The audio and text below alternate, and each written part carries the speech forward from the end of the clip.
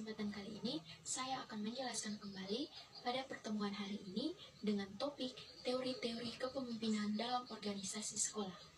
Nah, yang pertama perlu kita ketahui terlebih dahulu apa itu kepemimpinan. Jadi, kepemimpinan adalah sikap dan perilaku untuk memengaruhi para bawahan agar mereka bisa bekerja sama dengan baik sehingga membentuk jalinan kekeluargaan dan kerjasama yang baik. Nah, kepemimpinan menurut para ahli dapat disimpulkan bahwa kemampuan mempengaruhi, mengarahkan tingkah laku, bawahan, atau orang lain untuk mencapai tujuan organisasi atau kelompok. Yang berikut ada fungsi kepemimpinan.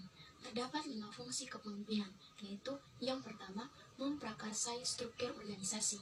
Yang kedua, menjaga adanya koordinasi dan integrasi dalam organisasi supaya semuanya beroperasi secara efektif.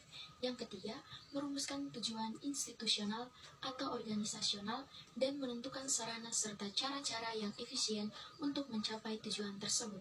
Yang keempat, mengatasi pertentangan serta konflik-konflik yang muncul dan mengadakan evaluasi serta evaluasi ulang. Dan yang terakhir adalah mengadakan revisi, perubahan, inovasi, pengembangan, dan juga penyempurnaan dalam organisasi. Berikut teori-teori kepemimpinan. Pada dasarnya, teori kompetensi kepemimpinan memiliki 8 macam, yaitu yang pertama, teori sifat.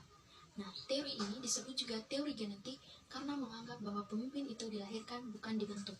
Yang kedua, teori perilaku. Nah, pada teori ini berusaha menjelaskan apa yang dilakukan oleh seorang pemimpin yang efektif. Nah, seseorang bisa belajar dan mengembangkan diri menjadi seorang pemimpin yang efektif tidak tergantung pada sifat-sifat yang sudah melekat padanya. Yang berikut, teori lingkungan. Nah, pada teori ini beranggapan bahwa munculnya pemimpin-pemimpin itu merupakan hasil dari waktu, tempat, dan keadaan. Yang keempat, teori implisit, merupakan keyakinan dan asumsi tentang karakteristik dari pemimpin yang efektif. Yang kelima, teori Gridman.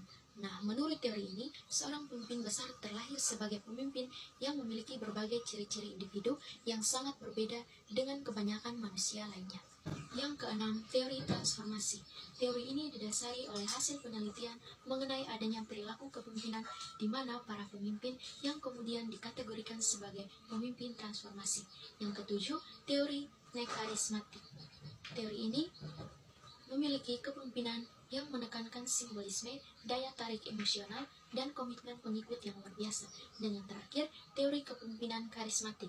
Nah, teori ini mengemukakan bahwa para pengikut membuat atribut dari kemampuan kepemimpinan yang heroik bila mereka mengamati perilaku-perilaku tertentu dari pemimpinnya. Terdapat 3 fungsi teori kepemimpinan, yaitu yang pertama, perencanaan kepemimpinan, yang kedua, pelaksanaan kepemimpinan, dan yang terakhir adalah evaluasi kepemimpinan. Kepemimpinan dalam organisasi sekolah dibagi menjadi 2, yaitu yang pertama, kepemimpinan pendidikan di sekolah, yang kedua, kepemimpinan kepala sekolah, yaitu merupakan pimpinan pendidikan.